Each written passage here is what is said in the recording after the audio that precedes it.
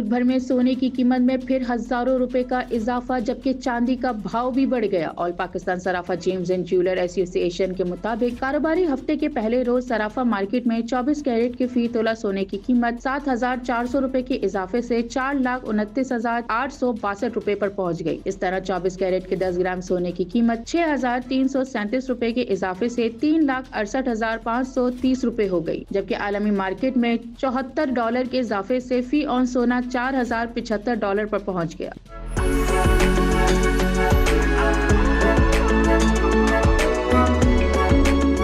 दूसरी जानिब 115 रुपए इजाफे से फी तोला चांदी की कीमत 5,209 रुपए हो गई, जबकि 10 ग्राम चांदी की कीमत 98 रुपए के इजाफे से 4,465 रुपए हो गई। इधर आलमी मार्केट में भी फी ऑन चांदी $49.47 पर पहुंच गई।